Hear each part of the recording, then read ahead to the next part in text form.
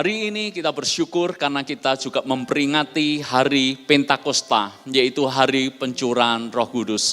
Saudara-saudara, Roh Kudus dicurahkan bagi kita orang percaya, supaya kita semuanya dituntun, supaya kita dibimbing, dan supaya kita menjadi orang yang berkemenangan. Firman Tuhan di dalam Kisah Para Rasul pasal yang pertama ayat yang ke-8. Mari kita membuka bersama-sama untuk mendasari apa yang kita akan pelajari hari ini. Kisah Para Rasul pasal yang pertama, mari kita membaca ayat yang ke-8. Ayat yang sangat populer, ayat yang kerap dibahas ketika di tengah-tengah hari Pentakosta seperti sekarang ini. Tetapi kamu akan menerima kuasa kalau Roh Kudus turun ke atas kamu. Dan kamu akan menjadi saksiku di Yerusalem dan di seluruh Yudea dan Samaria dan sampai ke ujung bumi. Saudara-saudara, Roh Kudus dicurahkan kepada kita orang percaya. Salah satu tujuannya adalah supaya kita menerima kuasa. Kenapa kita perlu menerima kuasa? Dan firman Tuhan berkata seperti ini, kamu akan menjadi saksiku di Yerusalem, di Yudea dan Samaria sampai ke ujung bumi. Artinya bahwa Roh Kudus dicurahkan kepada kita supaya hidup Anda, hidup saya menjadi saksi Tuhan dimanapun Tuhan tempatkan kita. Ketika Anda berada di rumah, di tengah-tengah keluarga Anda, hidup Anda akan menjadi berkat di rumah tangga Anda, di keluarga Anda. Ketika Anda bekerja, di kantor Anda, dimanapun Anda berada, disitulah kita harus menjadi saksi Tuhan. Dan yang menarik adalah, apa kata firman Tuhan bagi kita semuanya hari ini? Bagaimana kita menjadi saksi Kristus melalui karya Roh Kudus. Dan kita belajar di sini bahwa bukan hanya sekedar manifestasi Roh Kudus yang perlu kita ketahui. Tapi yang terutama adalah kita menjadi saksi Kristus justru melalui buah Roh Kudus dalam hidup kita sehari-hari. Hidup Anda menjadi saksi Kristus yang efektif bukan ketika kita di gereja berbahasa roh.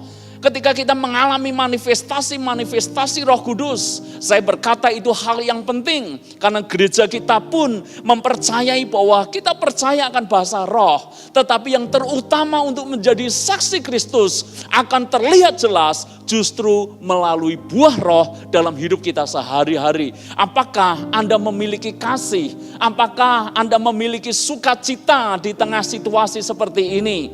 Apakah Anda tetap merasa damai sejahtera ketika badai hidup datang dalam hidup Anda? Apakah Anda memiliki kebaikan? Apakah Anda memiliki kesabaran? Apakah saudara memiliki kelembutan? Apakah Anda memiliki kesetiaan? Apakah kita memiliki kerendahan hati? Dan apakah kita memiliki penguasaan diri? Sekali lagi, menjadi saksi yang paling efektif adalah ketika kuasa Roh Kudus membuat kita berbuah-buah dalam hidup ini. Yohanes 15 ayat yang ke-8. Mari kita baca ayat ini. Yohanes 15 ayat yang ke-8. Ayat ini saya yakin kalau Anda menerima dengan sungguh-sungguh akan mengubah perspektif kita dalam melihat, memandang hidup. Yohanes 15 ayat yang ke-8. Dalam hal inilah Bapa-Ku dipermuliakan. Jadi bagaimana Bapa dipermuliakan? Yaitu jika kamu berbuah banyak dan dengan demikian kamu adalah murid-muridku. Bapa dipermuliakan bukan ketika kita sukses, tetapi ketika kita berbuah. Saya ulangi, Bapa di sorga dipermuliakan bukan ketika kita sukses, tetapi ketika kita berbuah. Bukan successful, tetapi fruitful. Ada dua hal yang kita pelajari pada pagi hari ini. Successful dan fruitful, berhasil, sukses dan berbuah, itu dua hal yang benar-benar berbeda. Orang yang berhasil belum tentu berbuah. Tetapi kalau dia berbuah dalam hidupnya, pasti dia orang yang berhasil. Saudara-saudara, saya ingin menyatakan kepada saudara supaya kita tidak punya cara pandang yang sempit, yang keliru dalam memandang kekristenan. Kekristenan bukan soal keberhasilan, kesuksesan di dunia. Kekristenan soal berbuah-buah yang lebat. Sekalipun di dalam konteks berbuah itu, keberhasilan ada di dalamnya. Kesuksesan dan keberhasilan adalah dua hal yang berbeda.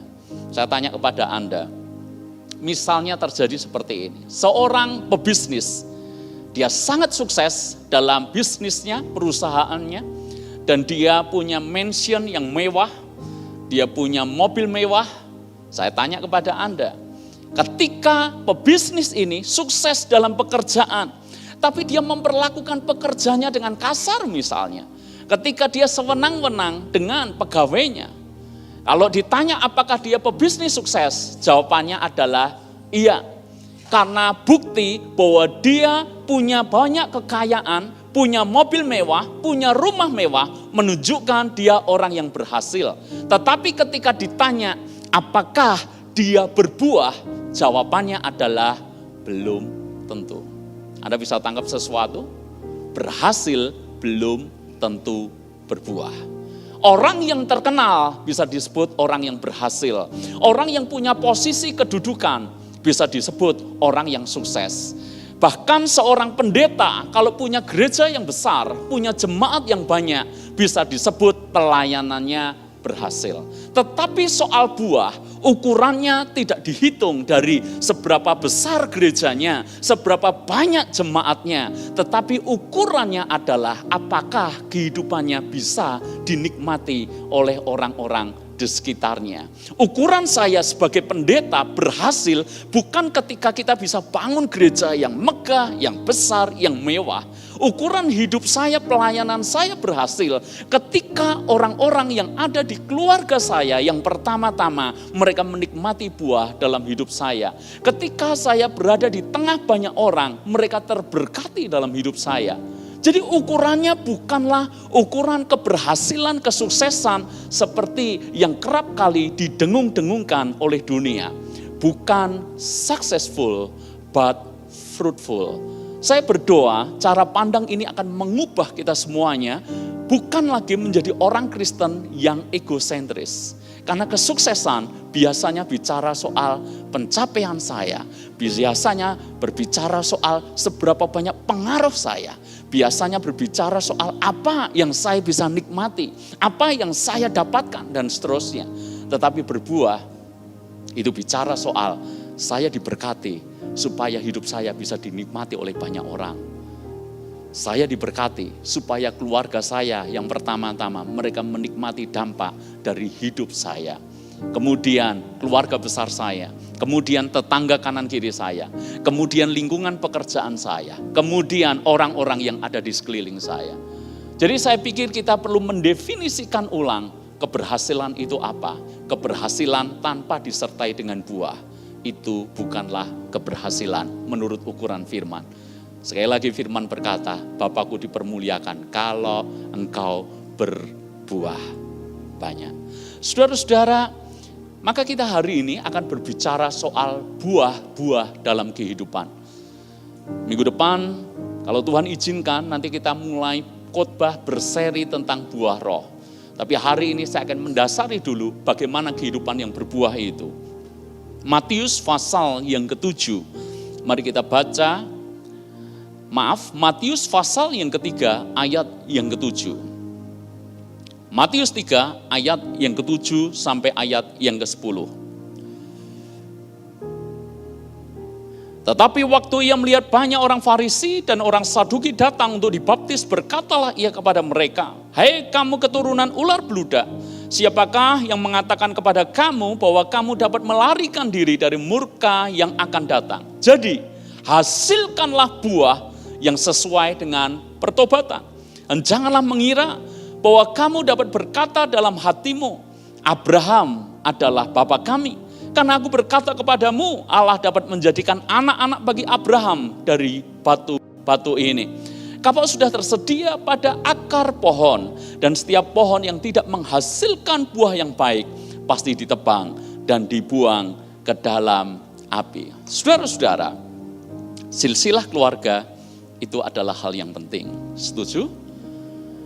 Kenapa silsilah keluarga bagi kebanyakan orang adalah hal yang penting? Karena contoh yang gampang dilihat, nama Anda itu mengandung silsilah keluarga Anda. Misalnya nama saya, itu mengandung silsilah keluarga saya. Nama saya Petrus Kwik. Kwik adalah nama marga. Jadi dari papa saya, dari engkong saya, dari terus keturunan demi keturunan akan selalu dilekatkan nama Kwik. Demikian juga nama-nama yang hari ini kita kenal. Hari-hari ini saya melihat ya, kalau anak muda kasih nama anaknya selalu arahnya ke barat-baratan. Betul enggak?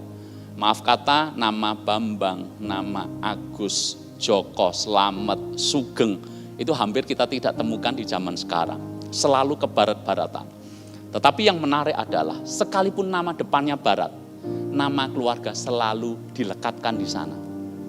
Makanya kita mendengar nama Michael, Michaelnya keren, belakangnya tetap Santoso, saudara. Betul enggak? Namanya mungkin konglomerat gitu ya, James. Keren, nama James, bagus. Tapi nama belakangnya adalah Riyadi. Kenapa? Kenapa nama depannya bagus, nama belakangnya kelihatan tidak matching? Ini bukan soal matching, tidak matching. Ini soal silsilah. Kalau yang cewek, ada yang namanya Catherine, tapi belakangnya Wibowo, saudara. Satu kali kami di mobil, saya bersama istri dan kedua anak saya. Jadi ini pengalaman sekedar intermezzo, pengalaman buat saya menggelikan gitu. Satu kali saudara, anak saya yang kecil berapa tahun yang lalu ya, jadi masih kalau ngomong celetukannya itu enggak pernah saya duga gitu ya. Dia menceritakan salah seorang temannya ya. Anggap saja karena saya takut jangan-jangan teman yang dimaksud dia mendengar nama ini ya, sebut saja nama Jessica. Sebut saja. Dan nama belakangnya adalah Wibowo. Karena saya masih ingat nama belakangnya. Kemudian saya tanya kepada anak saya, panggilannya siapa, Will? Bowo katanya gitu, saudara ya. Jadi saya agak geli gitu ya, karena dia jawabnya spontan gitu ya. Ya maksud saya adalah nama depannya keren, tapi nama belakangnya tetap toh dilekatkan nama keluarga. Kenapa? Silsilah keluarga itu hal yang penting. Apalagi bagi orang Yahudi. Jadi saya jelaskan sebentar. Kebudayaan Yahudi adalah orang-orang sangat mengagung-agungkan silsilah keluarganya. Orang Yahudi adalah orang yang paling bangga dengan keyahudiannya. Jadi tidak semua orang itu bangga dengan ras dan sukunya, tetapi lain cerita kalau bicara soal orang Yahudi. Mereka merasa bangsa yang paling hebat, bangsa superior, bangsa yang kelasnya paling tinggi dibandingkan dengan bangsa-bangsa yang lain. Ini orang Yahudi. Mereka merasa keturunan Abraham, sehingga mereka yakin hidup mereka dipilih oleh Allah, dicintai oleh Allah, diberkati oleh Allah dari turun temurun, saudara. Sampailah kita pada cerita dari ayat yang kita baca. Ceritanya adalah orang Farisi dan orang Saduki datang kepada Yohanes Pembaptis untuk minta dibaptis. Bukankah ini hal yang baik? Betul? Bukankah ketika ada orang datang kepada hamba Tuhan dan minta untuk dibaptis, itu hal yang baik. Tetapi yang mengejutkan adalah apa jawaban daripada Yohanes Pembaptis? Yohanes Pembaptis dengan terus terang berkata seperti ini, "Hai kamu keturunan ular beludak." Loh, ini minta baik-baik untuk dibaptis. Tapi Yohanes justru menjawab dengan keras, "Kamu keturunan ular beludak, siapa yang mengatakan kepada kamu bahwa kamu dapat melarikan diri dari murka yang akan datang?" Kenapa Yohanes Pembaptis membaptis banyak orang? Justru ketika orang Farisi, orang Saduki, orang yang sangat rohani, terkenal sangat saleh, datang kepada Yohanes minta dibaptis, malah Yohanes berkata, "Kamu ini keturunan ular beludak." Yohanes Pembaptis tahu persis niat motivasi mereka dibaptis. Bukan karena sungguh-sungguh bertobat, tapi hanya karena sekedar melakukan kegiatan ritual agamawi. Orang Farisi, orang Saduki adalah orang yang hanya fokus melakukan ritual-ritual keagamaan. Makanya Yesus berkata keras tentang kelompok ini. Engkau kelihatannya secara agamawi melakukan hal yang baik, tapi hatimu penuh dengan kebusukan. Engkau ini seumpama kuburan, dari luar dibuat indah, tapi dalamnya penuh kebusukan dan tulang belulang. Dan berkali-kali Yesus berkata tentang orang Farisi, celakalah kamu orang munafik. Saudara-saudara, dia datang kepada Yohanes Pembaptis bukan untuk benar-benar bertobat, tetapi hanya untuk sekedar melakukan ritual keagamaan. Makanya Yohanes Pembaptis berkata seperti ini, jangan mengira bahwa kamu dapat berkata dalam hatimu, Abraham adalah bapa kami. Karena aku berkata kepadamu, Allah dapat menjadikan anak-anak bagi Abraham dari batu-batu ini. Orang Farisi ini berpikir, kalau aku keturunan Abraham, pasti diselamatkan Allah 100%. Kalau aku ini keturunan Abraham, pasti masuk surga 100%. Tapi Yohanes Pembaptis meluruskan cara pandang seperti itu. Kalau engkau tidak bertobat, kalau engkau tidak menghasilkan buah dalam pertobatanmu, dengan kata lain, sekalipun engkau keturunan Abraham, engkau tidak akan masuk ke dalam kerajaan surga. Lanjutnya, Yohanes Pembaptis berkata, kapak sudah disiapkan pada akar pohon. Kalau pohon itu tidak berbuah, maka pohon itu akan ditebang. Tidak peduli keturunan Abraham sekalipun, tidak peduli orang Yahudi sekalipun. Intinya, tidak peduli Anda dan saya lahir langsung sebagai anak dari keluarga Kristen. Anda lahir nama Anda langsung nama Kristen. Tidak peduli mungkin orang tua Anda aktivis di gereja, bahkan mungkin orang tua Anda adalah seorang hamba Tuhan pendeta. Tetapi kalau kita tidak bertobat, maka kapak sudah tersedia pada akar pohon.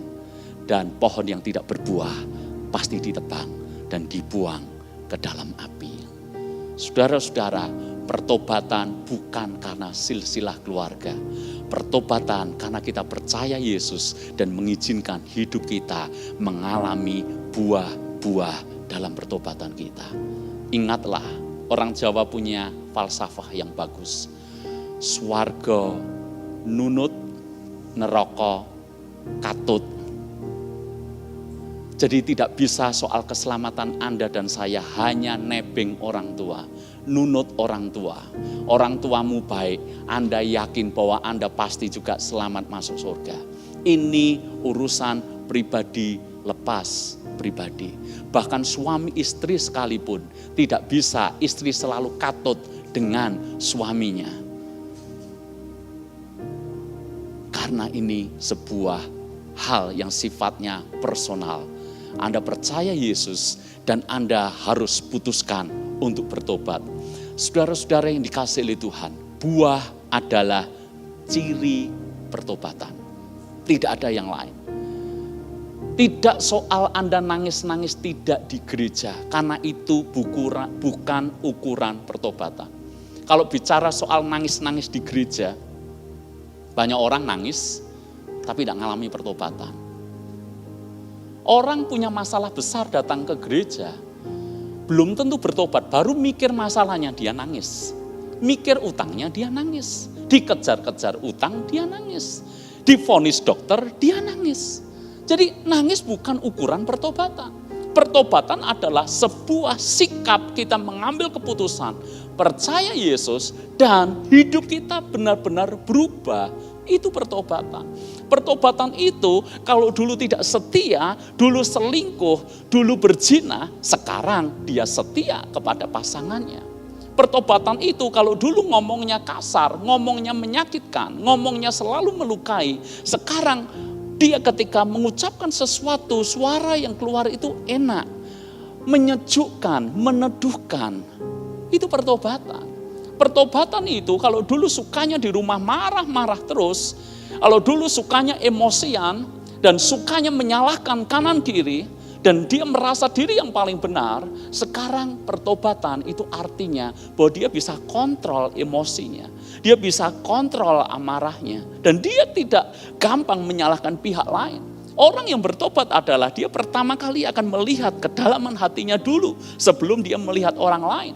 Bukankah Yesus berkata, engkau tidak bisa menghakimi sesamamu, engkau melihat selumbar kepada saudaramu sementara ada balok di depan matamu sendiri. Ini pertobatan, saudara.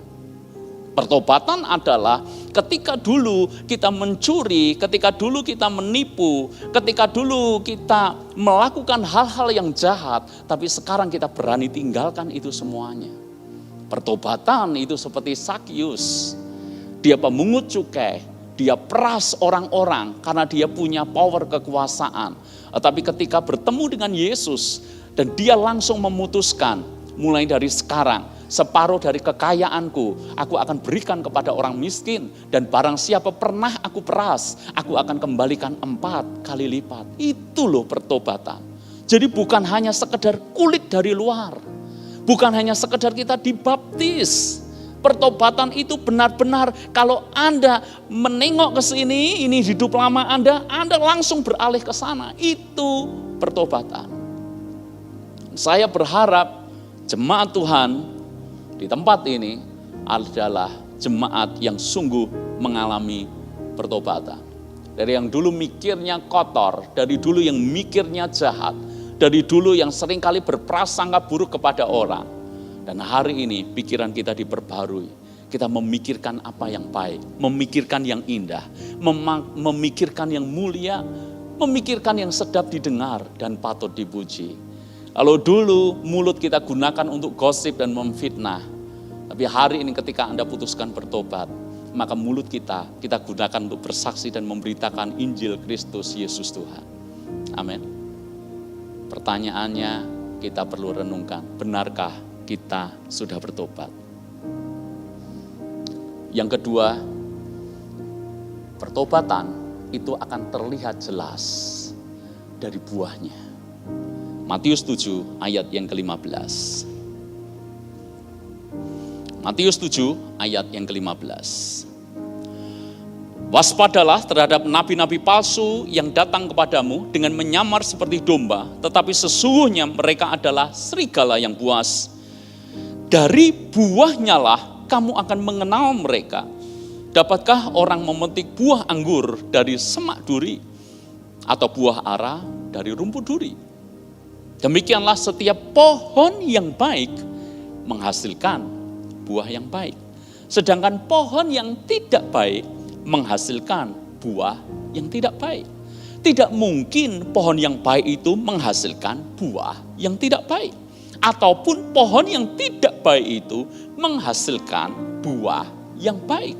Dan setiap pohon yang tidak menghasilkan buah yang baik pasti ditebang dan dibuang ke dalam api. Jadi dari buahnya lah kamu akan mengenal mereka. Jadi dari buahnya lah kamu akan mengenal mereka. Pohon yang baik akan menghasilkan buah yang baik. Karena tidak mungkin pohonnya baik, buahnya tidak baik. Demikian pula sebaliknya, pohon yang tidak baik tidak mungkin akan menghasilkan buah yang baik. Dengan kata lain saya berkata, bahwa buah itu menjadi identitas yang tidak terbantahkan. Apapun dalih alasan kita, orang hanya melihat buah dan buah itu dijadikan satu-satunya menjadi patokan dan ukuran. Saya tanya kepada Anda, kalau Anda mendengar kata Apple, mendengar merek Apple, apa yang muncul di benak Anda? Saya yakin sebagian besar mayoritas akan berkata, ini produk yang sangat inovatif, ini produk yang sangat berkualitas, ini produk yang desainnya sangat elegan. Begitu mendengar Apple, orang langsung membayangkan produk yang berkualitas, produk yang desainnya bagus, produk yang mewah, dan seterusnya. Kalau Anda mendengar nama Mercedes misalnya, langsung bayangan Anda adalah nyaman dan mewah. Kalau Anda mendengar BMW, Anda langsung membayangkan mobil yang sporty dan mewah. Kalau Anda membayangkan Toyota misalnya, Anda langsung membayangkan kalau dijual tidak rugi-rugi amat. Betul nggak? Merek-merek ini tidak perlu mendeskripsikan diri mereka. Tidak perlu menulis, mengumumkan kepada semua orang. Tidak perlu. Dan orang juga tidak akan baca itu semuanya. Orang hanya mengikuti perjalanan Apple kayak apa, mengikuti perjalanan Mercedes kayak apa, mengikuti perjalanan Toyota kepada apa, dan dari buahnya lah kita semuanya mengenal merek-merek itu. Nangkapkah maksud saya? Kalau saya menyebut Apple, Anda langsung ingat berkualitas, mewah, desain yang bagus. Kalau saya menyebut Toyota, Anda langsung punya image, ini punya value, price yang sangat bagus.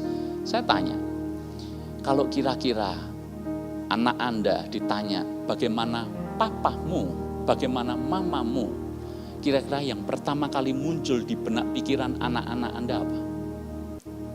Galak, rewel, cerewet. Kalau ditanya bagaimana mertuamu, muncul pertama apa? Sulit, kasar, keras, tajam. Kalau ada orang menyebut nama Anda, yang pertama kali muncul apa? Orang sulit. Orang tidak punya banyak teman. Orang yang susah diatur. Orang yang tidak jujur. Dia penipu. Hati-hati. Dia kalau bisnis, dia orang yang tega. Apa yang muncul di benak banyak orang ketika mendengar nama Anda? Ataukah mereka akan berkata, dia sebagai ibu cerewet sih, tapi baik perhatian. Dia sebagai orang tua, mertua, kadangkala memang terlihat rewel. Tapi dia sangat sayang kepada menantunya. Galak, tapi sangat mengasihi anak-anaknya. Apa yang muncul di benak Anda ketika Anda mengingat seseorang, atau sebaliknya, ketika seseorang mendengar nama Anda, apa yang pertama kali muncul? Bahasa Jawa, wedoan. Itu tidak enak loh saudara. Ketika menyebut nama Anda, langsung membayangkan mata keranjang.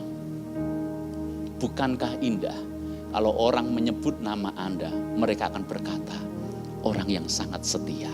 Di masa sulit saya tahu, tapi orang ini sangat setia.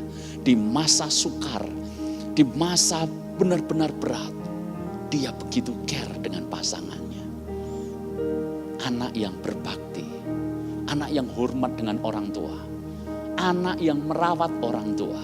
Anak yang ngerti orang tua. Kalau bicara soal bisnis, orang akan berkomentar, dia orang yang jujur. Dia orang yang bisa dipercaya. Kalau kamu berbisnis dengan dia, aman kamu. Tidak ada tanggungan pun. Tidak ada sesuatu jaminan yang kamu pegang pun. Tapi namanya itu sudah menjadi jaminan garansi bahwa kamu baik-baik saja berbisnis dengan dia. Bicara soal persahabatan, mendengar nama Anda, maka orang akan segan dengan kualitas hidup Anda. Kalau Anda punya seperti ini, hidupmu benar-benar berkualitas. Dan Anda tidak perlu berkata, saya orang Kristen, saya bisa berbahasa roh, saya melayani aktif, saya melakukan ini dan itu. Saya nyumbang gereja paling banyak. Tidak perlu Anda mengatakan itu. Orang bisa lihat buah itu nyata dalam hidup Anda. Yang pertama-tama keluarga Anda. Apakah hidupmu jadi berkat buat orang-orang di rumahmu? Apakah kalau Anda seorang pebisnis, hidupmu jadi berkat untuk karyawanmu? Kalau Anda seorang pekerja, apakah engkau menjadi berkat buat rekan kerjamu? Kalau Anda seorang yang masih belajar, apakah engkau menjadi berkat buat teman-temanmu? Apakah ketika engkau nge-game, apa yang terucap itu menjadi berkat? Karena kalau nge-game saudara, karena saya mati anak saya kalau nge-game, itu perkataan jujur itu pasti keluar. Betul nggak? Karena spontan saudara. Karena nge-game nggak bisa munafik. Kalau di gereja bisa munafik saudara. Tapi kalau nge-game itulah aslinya kita. Dan saya bersyukur belum pernah keluar kata-kata yang kasar. Teriak-teriak, iya. Tapi kalau kasar, kami tidak izinkan ada di rumah kami. Tidak boleh kata-kata kasar keluar dari rumah kami. Lah ketika Anda nge-game, teman Anda yang di seberang, yang mungkin tidak kenal Anda langsung, hanya tahu nama Anda di game ini, hei generasi milenial, apakah mereka terberkati dengan cara nge-game? Sementara yang lain memaki-maki, sementara yang lain menyebut kata-kata jorok dengan sedemikian mudahnya. Anda apakah benar-benar bisa menjaga perkataan Anda? Dan mereka ngerti tidak mungkin dibuat-buat. Karena dalam kondisi seperti itu aslinya pasti keluar. Itu loh yang namanya pertobatan. Hal-hal simpel dalam hidup sehari-hari akan menunjukkan Anda bertobat atau tidak. Kalau saya suka sekali main badminton saudara. Dan sebetulnya ukuran kita itu kadang-kala terlihat dari hal-hal sepele. In, out, itu bisa menentukan ini orang jujur atau tidak dalam kehidupan. Betul enggak? Orang yang ketika melakukan kesalahan langsung keluar makian. Ini akan menunjukkan apa yang di dalam saudara. Orang berkata, siapa yang tahu isi pikiran, siapa yang tahu isi hati. Tapi saya beritahu kepada Anda tidak bisa bohong. Karena apa yang ada di hati itu pasti meluap keluar. Kalau ada orang yang hatinya tidak beres, perkataannya pasti tidak beres. Orang yang pahit hati, kata-katanya pasti melukai. Orang yang terluka, kata-katanya pasti tajam pedas dan membuat orang lain juga terluka. Kalau yang di dalam ini kotor, perkataannya pasti kotor. Karena itu saudara, pertobatan itu harus diukur dari apakah kita benar-benar menghasilkan buah yang orang bisa lihat.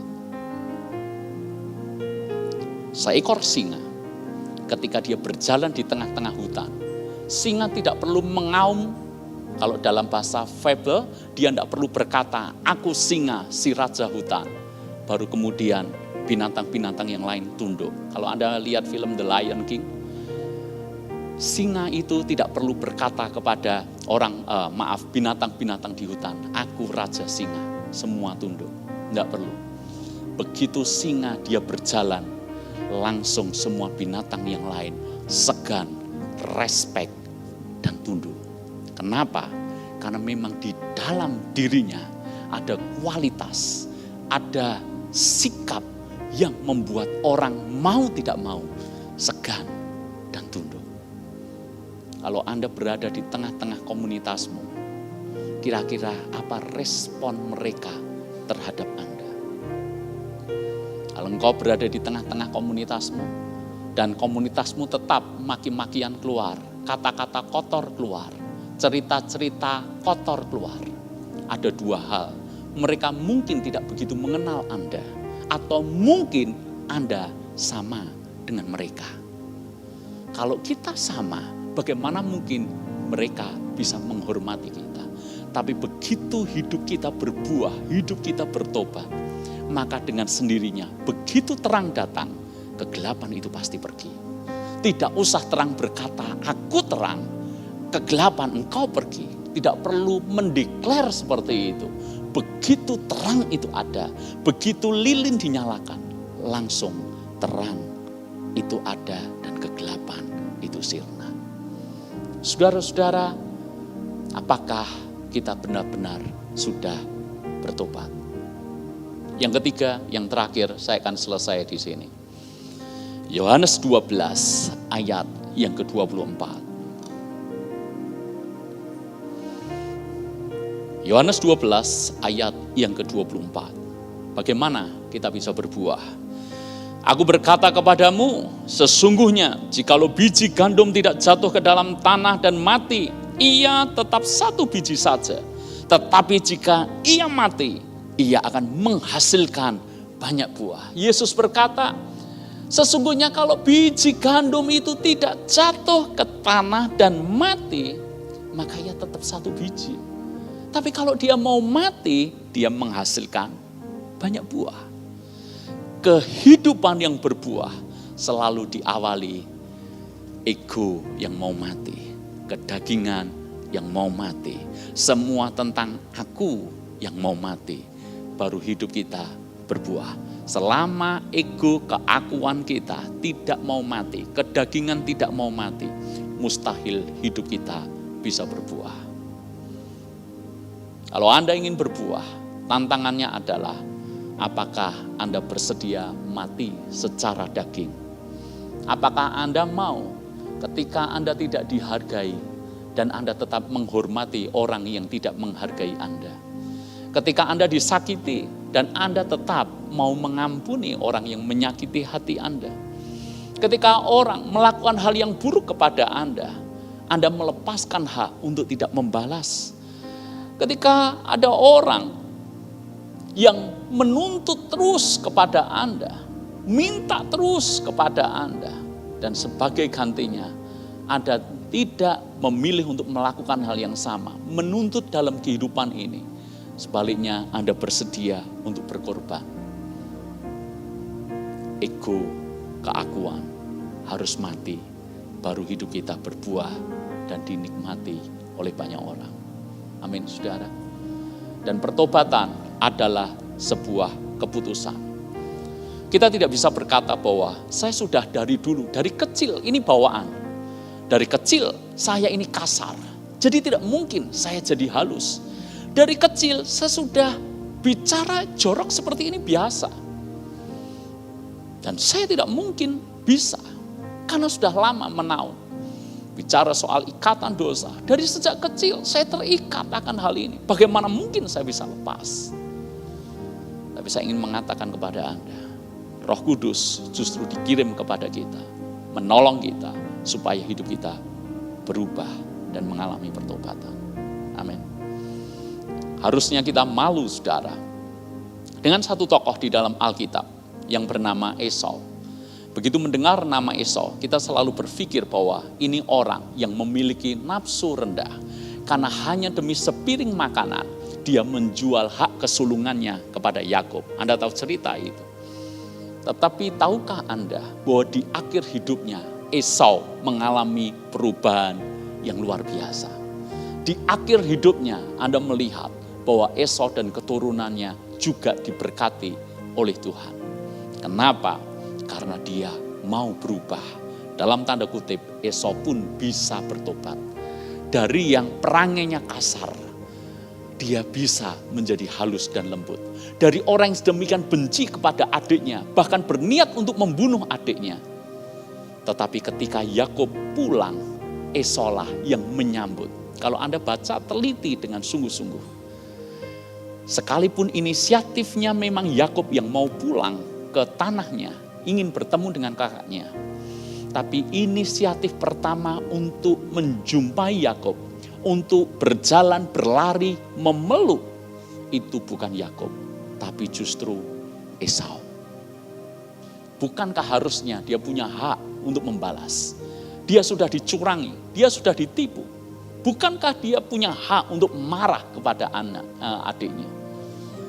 Tapi yang Alkitab catat adalah Esau mengasihi adiknya.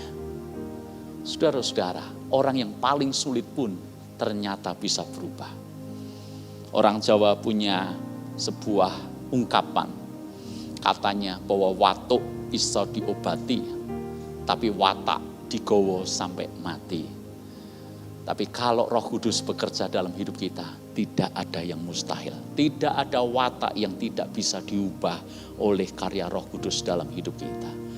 Mungkin tidak berubah dalam arti, kalau dulu Anda memang bicaranya tegas.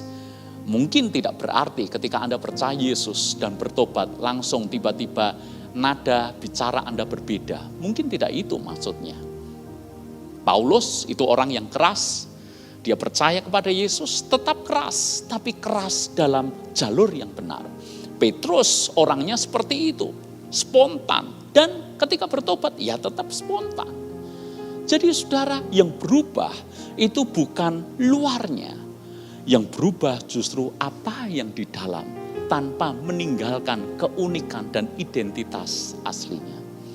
Jadi dengan kata lain, saya ingin berkata kepada Anda, pertobatan semuanya bisa terjadi dalam hidup kita. Pertanyaannya bukan bisa atau tidak, tapi maukah kita mengizinkan Roh Kudus memproses hidup kita, membentuk hidup kita. Dimulai dari apa? Aku, kedagingan, ego yang mau mati. Amin, saudara.